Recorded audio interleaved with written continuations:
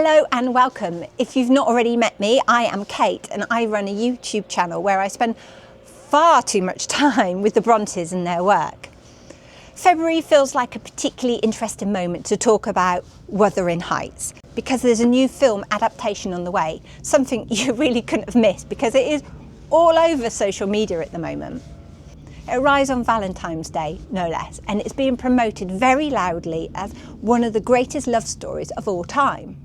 And I want to pause on that because to me, Wuthering Heights is many things. It's intense, it's disturbing, it's passionate, it's uncomfortable, and of course, unforgettable.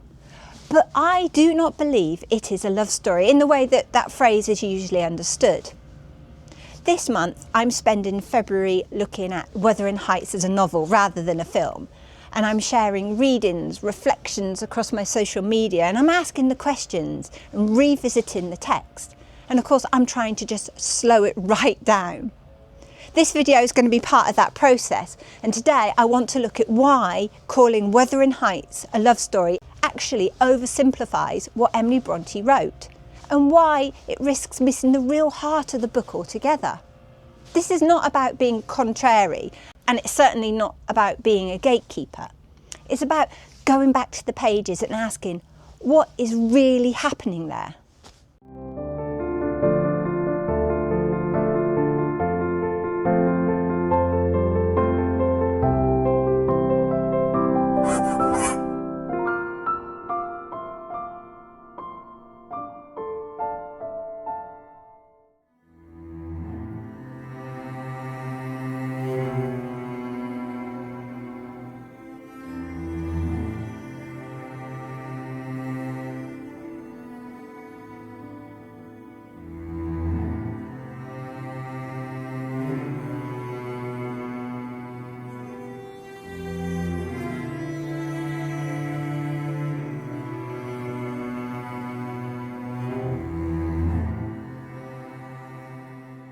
So you might be asking, where are you today, Kate? Well, I'm at Easby Abbey in North Yorkshire, and I thought this would be the perfect location to come and talk about Wuthering Heights. We've got such a gothic day today as well, because we've got this fog, we've got this damp, we've got the crows in the background, and somebody with a leaf blower. But we'll ignore that. And we've got this amazing building surrounding us, and there is nobody here. It's just me and the leaf blower man in the distance. I think my fingers are going to freeze off. And biggest news, I forgot to bring my flask of tea. Yeah, it's going to be difficult, guys, but I'm doing this for you, honestly.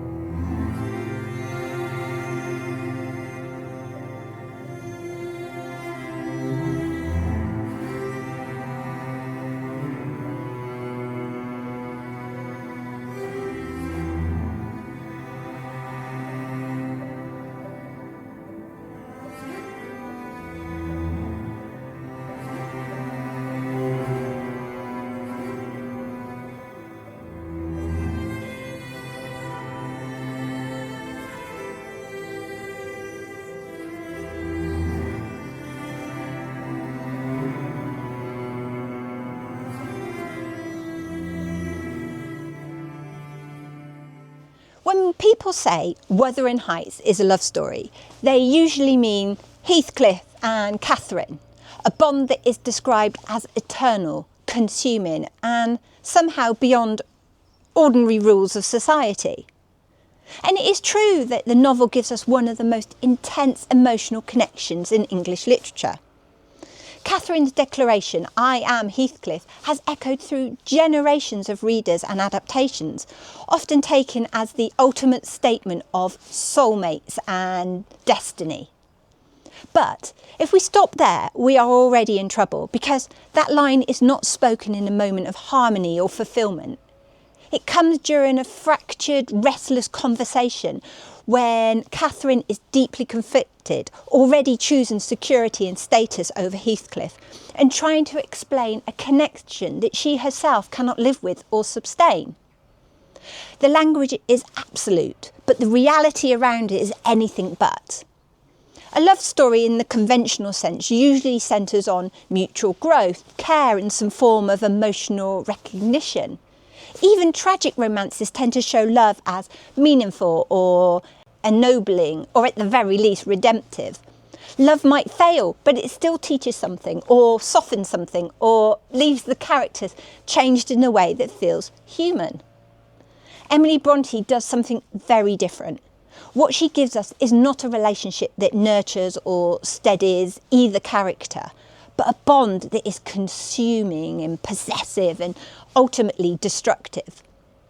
Heathcliff and Catherine do not grow together. They do not protect one another. They intensify each other's worst impulses. And the damage kind of ripples outwards, shaping not just their own lives, but the lives of everyone around them. This is not love as comfort or connection.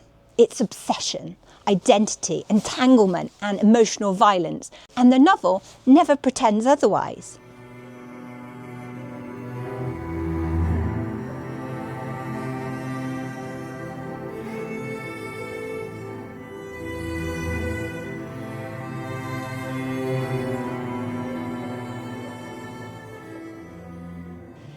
Heathcliff and Catherine's bond is rooted in shared childhood, isolation, and a kind of wild freedom that exists outside original social structures.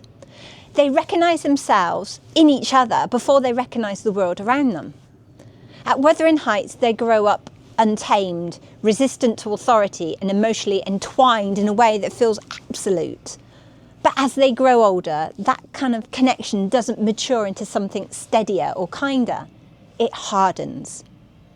Catherine comes to understand exactly what Heathcliff means to her, yet she also understands the cost of staying with him in a society that values property and lineage and respectability. Her decision to marry Edgar Linton is not made out of love for Edgar in the same absolute sense, but out of desire for comfort, status and security. She admits this herself, recognising that marriage to Heathcliff would degrade her socially, even as she insists that her soul remains tied to his.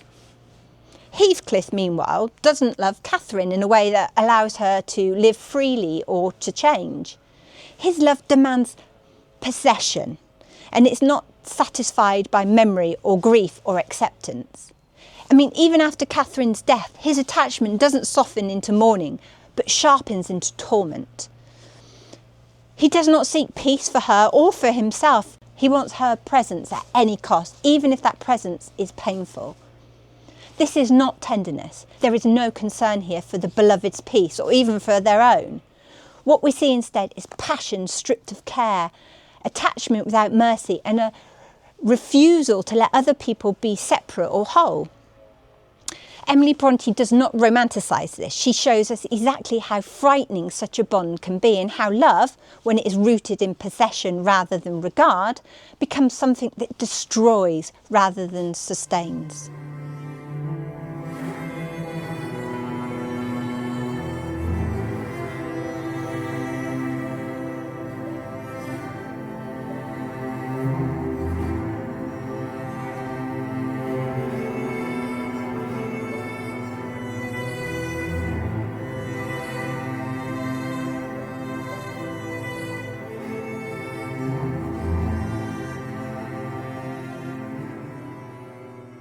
One of the clearest reasons Wuthering Heights is not a conventional love story is that the novel refuses to separate Heathcliff and Catherine from the damage they cause. Their passion is not contained, it spreads outwards, touching everything around them. Isabel is manipulated and abused when she marries Heathcliff, trapped in a household where his obsession overrides any compassion for her. Hareton is deliberately kept ignorant and degraded, denied education and the chance to grow as a direct result of Heathcliff's revenge. Cathy the younger suffers from the legacies of the older generation's choices. And even Edgar Linton, gentle and loyal, is kind of worn down emotionally by the turbulence of Catherine in Heathcliff's world as he struggles to protect and guide those he loves. Nellie Dean, the supposed steady narrator, is not immune either. She becomes entangled, compromised and morally conflicted by her role in the story. Emily Brontë does not soften these consequences. She does not excuse or apologise for the suffering. Instead, she lays it before the reader in stark detail. Catherine herself reflects on the intensity of her bond with Heathcliff, telling Nellie, "Whatever our souls are made of, his and mine are the same." I mean, that oneness is intoxicating, but it also foreshadows the relentless damage that such a bond inflicts. Not just on themselves, but on everyone that's caught in their orbit. In most romances, love tends to excuse harm or makes the consequences bearable. But in Wuthering Heights, love itself is one of the engines of harm. And Emily Brontë refuses to let us look away from it. The passion is undeniable, but the pain is equally so.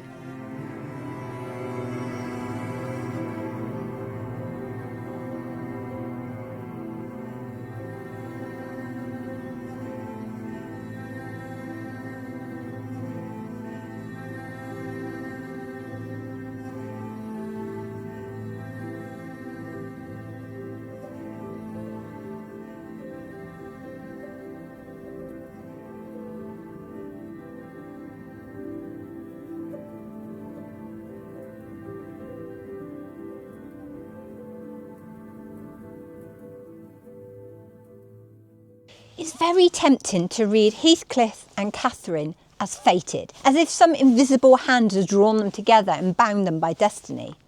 That idea has fueled countless adaptations, discussions, and most recently, the promotion surrounding the new film. But when we return to the novel itself, Emily Brontë repeatedly undermines the idea that this story is of destiny fulfilled. Their bond does not lead to understanding, compromise, or shared growth. It doesn't soften them or help them become wiser or kinder. Instead, it kind of tightens and narrows their lives until everything is reduced to fixation, possession, memory, and of course revenge. Heathcliff is not ennobled by loving Catherine. He is hardened by it. His identity becomes trapped inside this single consuming idea, and that obsession shapes almost every choice he makes. This is made brutally clear after Catherine's death, when Heathcliff cries out, "Be with me always, take any form, drive me mad." This is not a plea for peace or reunion in any comforting sense. It is a demand for continued torment, for a presence that will not heal him but unmake him. What he wants is not destiny gently fulfilled, but obsession perpetuated at any cost. Catherine too is damaged by this same intensity. She understands that her attachment to Heathcliff is dangerous, yet she cannot free herself from it, even when married to Edgar Linton offers comfort, stability and safety. Her declaration of united expresses intimacy, but it also reveals entrapment. She cannot imagine a self that exists independently of Heathcliff, and that loss of self ultimately contributes to her collapse. If this is a love story, it is not one about destiny working towards harmony. It's about a study of passion that consumes rather than sustains. Emily Brontë shows us a relationship that isolates, damages and destroys, offering no moral growth and no emotional resolution. What remains is not the fulfilment of faith, but the devastating cost of surrendering entirely to obsession.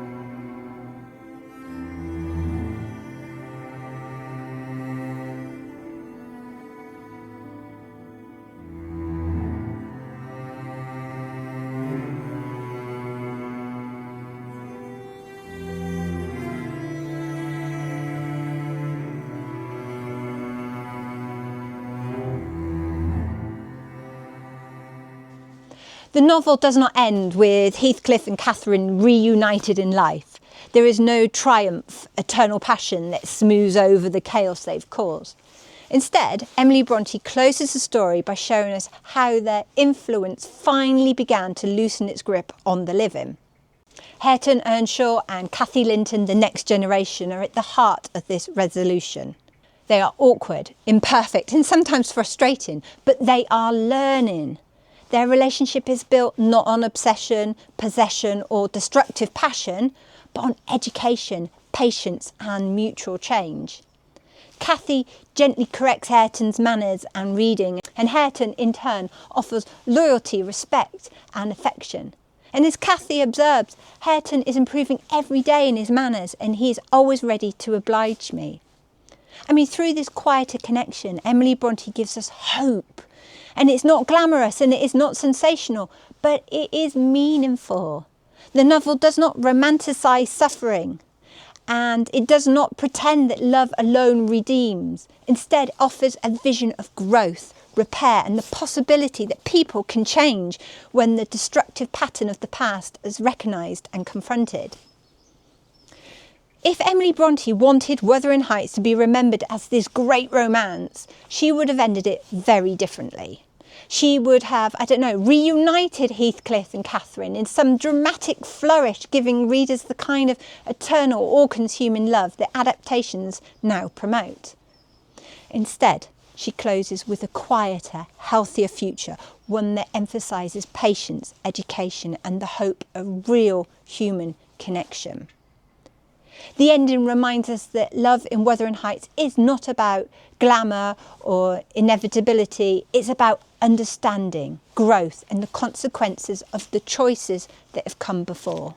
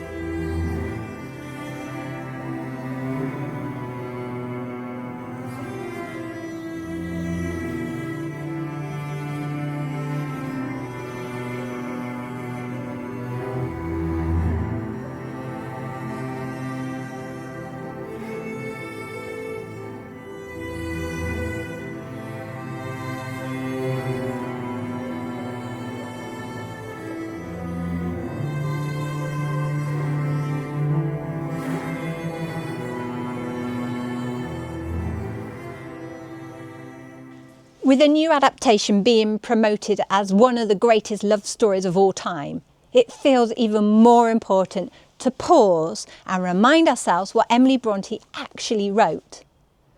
Social media is full of images, trailers, and romantic takes that may give the impression that Wuthering Heights is a conventional tale of love and destiny. But that is not the story Emily Brontë tells. This is not a novel that reassures us about love. It challenges us. It asks us to look closely at obsession, power, class, cruelty, and responsibility, and to sit with that discomfort of these realities rather than shy away from them. As Nellie Dean observes of Heathcliff returning to Wuthering Heights, whatever he did it with a violence that no one could withstand. That violence is not a thrill, it is a warning. And Emily Brontë shows us that passion, when divorced from care and responsibility, can devastate not just those who have experienced it, but everyone around them. That is why this February I am sharing regular reading reflections of the novel across my social media. And I'm asking questions, not offering answers. And I'm inviting conversation, not conclusions. And I want us to slow down, pay close attention to the text and think about the real stakes, the real conflicts and the real lives of the characters before the film adaptation shapes our expectations. This is a story that demands thought, and that is exactly why it has endured for almost 200 years.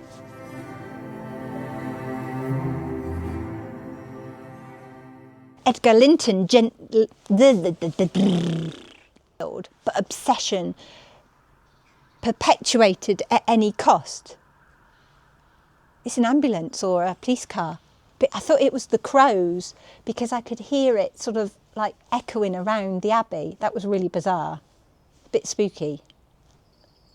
I don't know what I was saying now. Ready? Dragon's breath. Shows how cold it is.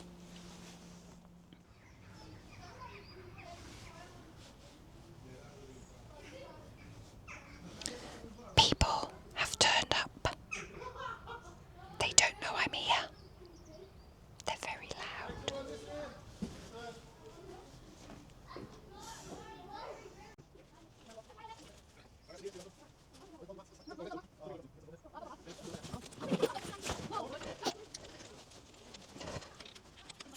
Want to watch more content? Her.